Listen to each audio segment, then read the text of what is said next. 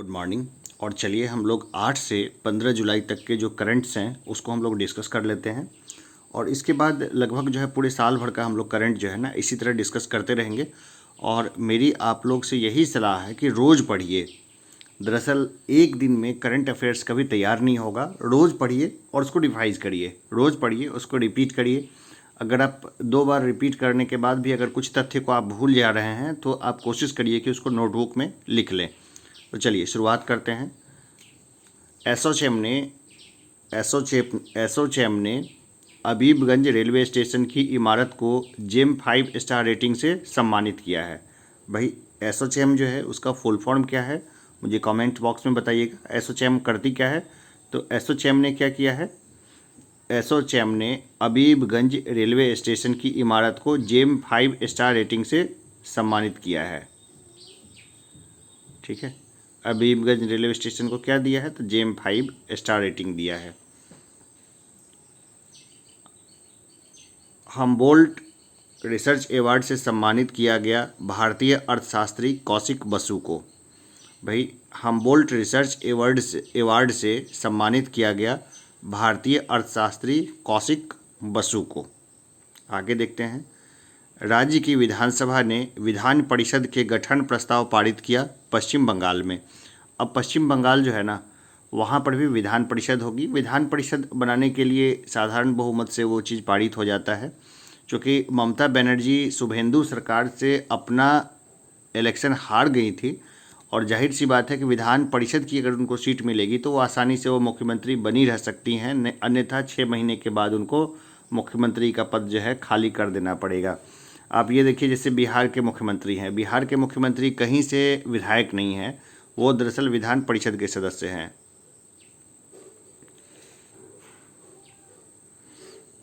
भारतीय अभिनेत्री विद्या बालन के नाम पर भारतीय सेना ने एक फायरिंग रेंज का नाम रखा है। भाई विद्या बालन जो है ना भारतीय अभिनेत्री, उसके नाम पर भारतीय सेना जो है एक फायरिंग रेंज का नाम रखा है जहां से फायरिंग की प्रैक्टिस होगी, गोली चलेगी वहां पर बस। भारत का पहला फास्टैग आधारित पार्किंग सुविधा नई Delhi Kashmiri Gate metro station को मिला है। यानी भारत का पहला फास्टैग आधारित पार्किंग सुविधा मिला नई Delhi Kashmiri Gate metro station को। अब मेट्रो स्टेशन पे जो गाड़ी लगाएंगे लोग ना, उनको बार बार उनको पर्ची कटाने की ज़रूरत नहीं है, वो एक फास्टैग ले लेंगे, फास्टैग से उनका काम हो जाएगा, कटता रहेगा पैसा। जब भी पार्किंग लगाएंगे वो पैसा कटता रहेगा। हम लोग जानते हैं जैसे कि रेलवे है या कोई भी सर्विस है तो वहाँ पर जो कर्मचारी जाते हैं या कुछ खास वर्कर जाते हैं उनको डेली का वहाँ काम होता है या सप्ताह में 2-4 दिन का, जो वहाँ अपनी गाड़ी पार्किंग में पार्क करते हैं, उनको ये बहुत बड़ी सुविधा हो जाएगी। बेलग्रेड में सर्बिया ओपन शतरंज का खिताब जीता, तो ये जीता है भारतीय ग्रैंड मास्टर निहाल सरीन ने ना, निहाल सरीन। बेलग्रेड में सर्बिया ओपन शतरंज का खिताब जीता भारतीय ग्रैंड मास्टर निहाल सरीन ने। चलिए आगे के ऊपर जाते हैं। 9 जुलाई का देखते हैं सीधा ये ना। अब है किस देश ने दुनिया का सबसे ऊंचा यानी 21.16 मीटर रेत महल बनाया है? अब हम लोग सोचेंगे डेनमार्क में तो रेत है ही नहीं, ठीक है ना, लेकिन यही इसका उत्तर है, डेनमार्क ने बनाया है। रेत महल बनाया है डेनमार्क ने, ठीक है ना, रेत महल बनाया है डेनमार्क ने। उसकी 21.16 मीटर इसकी जो है ऊंचाई है। अब ये INS तबर ने इतावली नौसेना के साथ सैन्य अभ्यास किया। INS तबर जो है भारत का नौसैनिक जहाज है, वो अभ्यास किया, इतावली नौसेना के साथ सैन्य अभ्यास किया। आगे देखें। भारत का पहला मीठे पानी की चल सुरंग aquarium Krantivira Sangolli Ramanna railway station Bengaluru city railway station पर स्थापित किया गया। अब यहाँ पर देखिए 2 क्वेश्चंस यहाँ पे इंक्लूडेड है कि भारत का पहला मीठे पानी का एक्वेरियम, ठीक है ना, चलंत एक्वेरियम है जो स्थापित किया गया है बेंगलोर सिटी रेलवे स्टेशन पे। और बेंगलोर सिटी स्टेशन का नाम क्या है? Krantivira Sangolli Ramanna railway station. एक बार BPSC में पूछा था कि इनमें से कौन सा एयरपोर्ट जो है किस शहर में है, जिसमें कैंपेगौड़ा एयरपोर्ट का नाम पूछा था उसने कि किस शहर में है। तो ये सब बेसिक जानकारी होनी चाहिए कि कैंपेगौड़ा एयरपोर्ट कहाँ पर है, क्रांति केगड़ा संगोली रामाना रेलवे स्टेशन कहाँ पर है। तो इससे क्या क्वेश्चंस काफ़ी आसान हो जाते हैं। चलिए आगे देखते हैं। बासिल राजपक्षे श्रीलंका के नए वित्त मंत्री बने हैं। देखिए वहाँ के राष्ट्रपति भी राजपक्षे, प्रधानमंत्री भी महिंदा राजपक्षे, गोटाभया राजपक्षे वहाँ के राष्ट्रपति हैं, महिंदा राजपक्षे जो है वो वहाँ के प्रधानमंत्री हैं। अब उन्हीं के फैमिली के बासिल राजपक्षे हैं, वो वहाँ के वित्त मंत्री बने हैं। तो ये खास क्वेश्चन बनता है कि श्रीलंका पे एक फैमिली पूरी शासन कर रही है, वह है राजपक्षे फैमिली। आगे देखते हैं। अमेज़न ने भारत के सूरत में अपना पहला डिजिटल केंद्र स्थापित किया है। 10 जुलाई का देखें हम लोग। स्क्रिप्स नेशनल स्पेलिंग बी प्रतियोगिता जीता जाइला अवांत गार्डे ने। स्क्रिप्स नेशनल स्पेलिंग बी प्रतियोगिता जीता जाइला अवांत गॉर्डे ने। National film archive of India ने आमिर खान की पीके को अपने संग्रह में जोड़ा है। National film archive of India ने आमिर खान की पीके को अपने संग्रह में जोड़ा है। जनसंख्या नियंत्रण, स्थिरीकरण और कल्याण विधेयक 2021 पेश किया गया उत्तर प्रदेश में। आयुर्वेद चिकित्सक का निधन, डॉक्टर वी.के. वारियर, बहुत फेमस चिकित्सक थे आयुर्वेद के, इनका नाम था डॉक्टर वी.के. वारियर, इनका निधन हो गया है। तो ऐसे डायरेक्ट इससे क्वेश्चन पूछे जाने की संभावना तब तक नहीं है अगर क्वेश्चन अभी बना होगा ना। मान लीजिए किसी भी एग्जाम का, दरोगा का या बीपीएससी या सीडीपीओ का अभी क्वेश्चन बना होगा तो हो सकता है कि उसमें ये क्वेश्चन इंक्लूडेड हो, और अगर बाद में बना होगा तो इस तरह के क्वेश्चन उसमें नहीं इंक्लूडेड होंगे। राष्ट्रीय मत्स्य किसान दिवस 10 जुलाई को मनाया गया। G20 वित्त मंत्री और सेंट्रल बैंक गवर्नर्स की बैठक आयोजित हुई वेनिस में। जो बाइडेन द्वारा भारत में नए अमेरिकी राजदूत नामित एरिक गारसेटी, तो जो नए राजदूत होंगे अब वो होंगे Eric Garcetti. Eric Garcetti American है, जो बाइडेन ने उनको भारत का राजदूत बनाया है। विम्बलडन टेनिस 2021 में पुरुष तथा महिला एकल का खिताब जीता क्रमशः नोवाक जोकोविच ने तथा एशले बार्टी ने। जो लॉन टेनिस से संबंधित जितनी प्रतियोगिता जितने विजेता हैं उनका लिस्ट में जल्द ही मैं अगले वीडियो में आप लोग को बता दूंगा। 11 जुलाई 2021 के ऊपर चलते हैं। भारत के पहले क्रिप्टोगैमिक गैर बीज वाले पौधे उद्यान का उद्घाटन किया गया उत्तराखंड के देवबन में।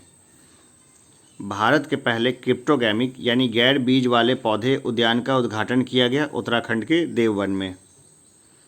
देश के पहले निजी तरलीकृत प्राकृतिक गैस LNG का उद्घाटन किया गया नागपुर में। किस देश ने कोविड-19 के लिए दुनिया का पहला संयुग्म टीका 3 शॉट सोबराना 2 विकसित किया है? तो ये क्या है? क्यूबा ने। क्यूबा एक कम्युनिस्ट कंट्री है, बहुत छोटा सा देश है, इसके पास रिसोर्सेस भी काफ़ी कम है, लेकिन अपनी मेडिकल फैसिलिटीज़ के लिए ये बहुत जाना जाता है। पूरी दुनिया में इन्होंने अपनी मेडिकल फैसिलिटीज़ भेजी थी कोरोना के टाइम में। ट्विटर ने भारत के लिए शिकायत अधिकारी नियुक्त किया, ये नियुक्त किया विनय प्रकाश को। ट्विटर ने भारत के लिए शिकायत अधिकारी नियुक्त किया है विनय प्रकाश को। अंतरिक्ष में उड़ने वाली भारतीय मूल की तीसरी महिला बनी है शिरीषा बंदला। अंतरिक्ष में उड़ने वाली भारतीय मूल की तीसरी महिला बनी है शिरीषा बंदला। विश्व जनसंख्या दिवस मनाया जाता है 11 जुलाई को। कोपा अमेरिका 2021 का खिताब जीता है अर्जेंटीना ने ब्राज़ील को हराकर। कोपा अमेरिका 2021 का खिताब जीता है अर्जेंटीना ने ब्राज़ील को हराकर। यूरो 2020 यानी UEFA यूरोपियन फुटबॉल चैंपियनशिप जीता इटली ने इंग्लैंड को हराकर। क्रोएशिया ग्रैंड मास्टर टूर जीता मैक्सिम वाचियर लाग्रेव फ्रांस, ठीक है ना। क्रोएशिया ग्रैंड शतरंज टूर जीता है मैक्सिम वाचियर लाग्रेव ने, जो फ्रांस का है। 12 जुलाई का देख लेते हैं। खेलो इंडिया 2022 का आयोजन होगा हरियाणा में। हरियाणा पदक मामले में काफ़ी अच्छा है भाई, स्वर्ण पदक भी हरियाणा में ही आया है। तो खेलो इंडिया 2022 का आयोजन होगा कहाँ होगा? तो ये हरियाणा में होगा। नेपाल ने 679 megawatt lower Arun electric hydel परियोजना के लिए भारत के साथ समझौता किया है।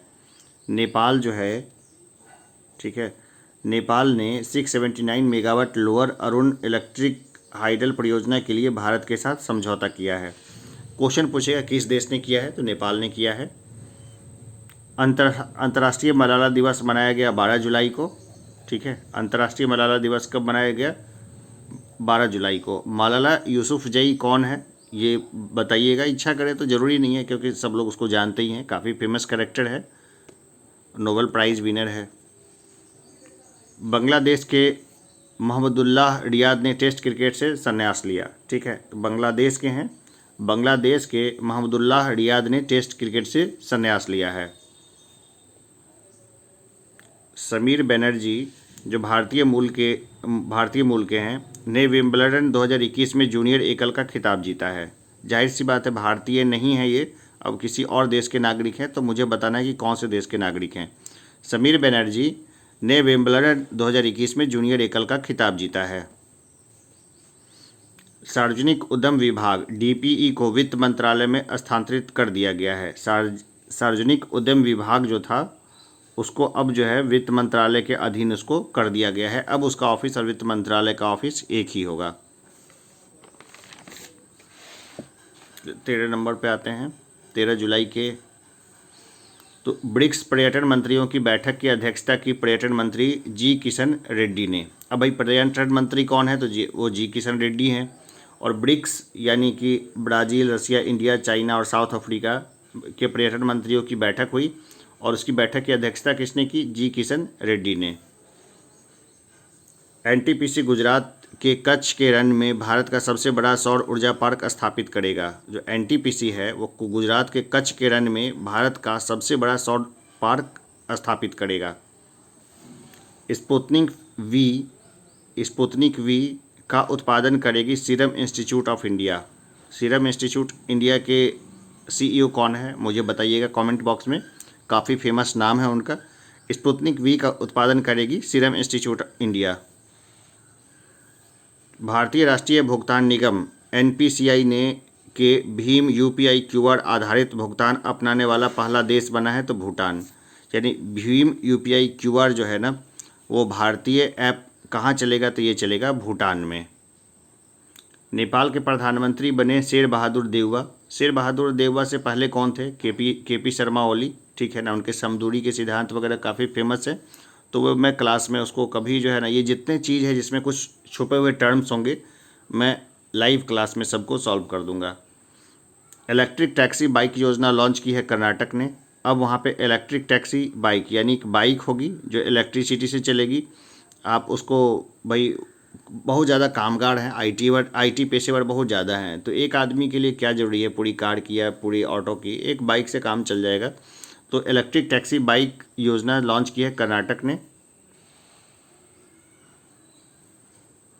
आईसीसी पुरुष player of the month award मिला है डेवन कॉनवे को, जो न्यूजीलैंड के हैं। बहुत महत्वपूर्ण नहीं है, लेकिन अगर अभी फ़िलहाल का अगर कोई क्वेश्चन आ गया तो उसमें इस तरह के सवाल आ सकते हैं। आईसीसी महिला player of the month award मिला है सोफी एक्सेस्टोन को, जो इंग्लैंड की है। आस्था और संस्कृति के लिए नया विभाग सृजित करने की घोषणा की है असम ने। असम राज्य जो है ना वो आस्था और संस्कृति के लिए एक नया विभाग जो है वो सृजित करेगा। बीकेएस साहित्य पुरस्कार जो है वो एनएन पिल्लई को मिला। बीकेएस साहित्य पुरस्कार किसको मिला है, तो एनएन पिल्लई को मिला। यूरो 2020 गोल्ड बूट जीता पुर्तगाल के कप्तान क्रिस्टियानो रोनाल्डो ने। यूरो 2020 गोल्डन बूट जो सबसे ज़्यादा गोल करते हैं ना सीजन में उनको मिलता है, वो जीता है पुर्तगाल के कप्तान क्रिस्टियानो रोनाल्डो ने। आते हैं 14 जुलाई पर। भारत का पहला राष्ट्रीय डॉल्फिन अनुसंधान केंद्र स्थापित होगा पटना में। भारत का पहला डॉल्फिन अनुसंधान केंद्र स्थापित होगा पटना में।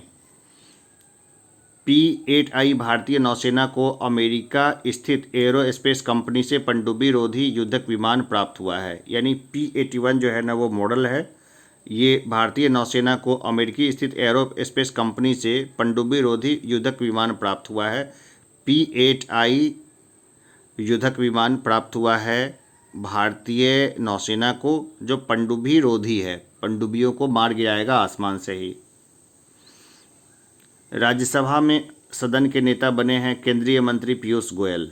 राज्यसभा में सदन के नए नेता जो बने हैं वो बने केंद्रीय मंत्री पीयूष गोयल। इजराइल में दूतावास खोलने वाले पहले खाड़ी देश है संयुक्त अरब अमीरात, है ना। बहुत ऐतिहासिक न्यूज़ थी ये, अब्राहम एकॉर्ड वगैरह की चर्चा हुई थी। तो जब भी जहाँ ज़रूरत होगी मैं इस चीज़ की भी चर्चा कर दूंगा। तो आप लोग चैनल को अगर नहीं सब्सक्राइब किया है ना आप लोगों ने, तो सब्सक्राइब कर देना ताकि इस तरह का कोई भी चीज़ है वो छूटे नहीं। भाई इसको लाइक करना, सब्सक्राइब करना, अपने लोगों में जिसको पसंद करते हैं उसको फैला देना। ओलंपिक में जिम्नास्टिक के जज चुने जाने वाले पहले भारतीय दीपक काबरा हैं। ओलंपिक में जिम्नास्टिक के जज चुने जाने वाले पहले भारतीय दीपक काबरा हैं। 2023 के BWF सुदीरमन कप की मेजबानी मिली है चीन को।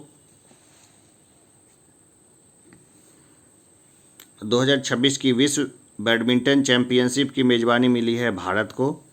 2026 में विश्व बैडमिंटन चैंपियनशिप कहाँ होगा, तो ये होगा भारत में। T20 क्रिकेट में 14,000 रन बनाने वाले दुनिया के पहले बल्लेबाज बने हैं क्रिस गेल, जो वेस्ट इंडीज़ के हैं। वेस्ट इंडीज़ नाम का कोई देश है क्या? वेस्ट इंडीज़ नाम का किसी देश को तो मैंने नहीं देखा है, ठीक है ना। कैरेबियन कंट्रीज कई सारे मिल के वेस्ट इंडीज़ बनाते हैं। वो हम लोग इसके बारे में एक बार चर्चा कर चुके हैं, कैसे वो मामला हुआ था ना उसका, मेहल चौकसी का, उस समय ये बातें खुल के आ रही थी सामने में। भारत ने बांग्लादेश को रेल से प्रथम बार कपास की गांठें भेजी है। भाई ये भी खबर है, तो ये बहुत खास खबर है। चलिए हम लोग 15 जुलाई पर आते हैं।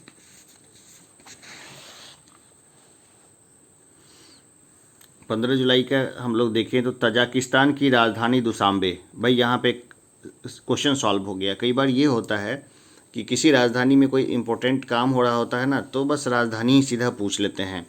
तो सारे देश और उसकी राजधानी रटने की ज़रूरत नहीं होती है, जो करंट में चल रहा होता है ना वो वाला बस ध्यान रखना है।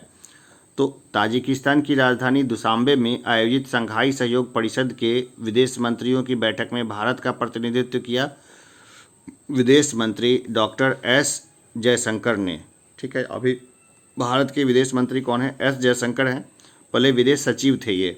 तो डॉक्टर एस जयशंकर ने जो है ताजिकिस्तान की राजधानी दुशांबे में आयोजित शंघाई सहयोग परिषद के विदेश मंत्रियों की बैठक में भारत का प्रतिनिधित्व किया।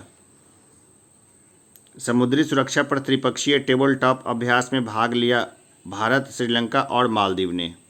भाई समुद्री सुरक्षा पर त्रिपक्षीय टेबल टॉप अभ्यास में भाग लिया भारत, श्रीलंका और मालदीव ने। विश्व युवा कौशल दिवस 15 जुलाई को मनाया जा रहा है, मनाया जा चुका है। टोक्यो ओलंपिक्स का चीयर सॉन्ग है हिंदुस्तान में, ये लॉन्च किया है ए आर रहमान ने और इसकी सिंगर है अनन्या बिरला। भाई बिरला बहुत बड़ा नाम है तो भूलिएगा नहीं, सिंगर है अनन्या बिरला। केंद्रीय कर्मचारियों का महंगाई भत्ता 17% से बढ़कर 28% हो गया है। बिहार सरकार भी बढ़ाने पर विचार कर रही है। पहला ग्रेन एटीएम हरियाणा के गुरुग्राम में खोला गया। तो पहला ग्रेन एटीएम कहाँ बना है? तो हरियाणा के गुरुग्राम में।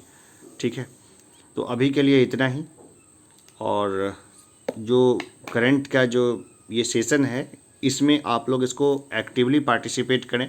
जैसे कुछ क्वेश्चंस हैं जिसमें कि मैं कुछ पूछूं तो उसको ज़रूर नीचे में गूगल से सर्च करके ही आपको बताना है। खुद मालूम हो तो बहुत अच्छा है, और वहाँ पर जितना अच्छा डिस्कशन होगा ना वो उतना ही अच्छा रहेगा। रोज़ पढ़िए, एक दिन अगर 5 घंटा आप करंट को पढ़ेंगे तो वहाँ से आपका भला नहीं होने वाला है, वहाँ से एग्ज़ाम नहीं निकलेगा। एग्जामिनर्स बहुत होशियार होते हैं। अगर आप डेली करंट से अपडेट होते हैं और उसको डेली पढ़ते हैं डेली, तो उसका अलग बात है। तो मैं जुलाई से एकदम पीछे ले जाऊंगा, पीछे तक के सारे करंट्स करा दूंगा और आगे का भी मैं बीच बीच में कराता रहूँगा। एक अलग प्लेलिस्ट बना देता हूँ करंट अफेयर्स का, वहाँ से आपको सब कुछ मिलता रहेगा।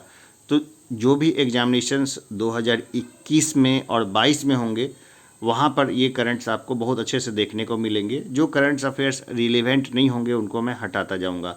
तो अभी के लिए इतना ही, धन्यवाद।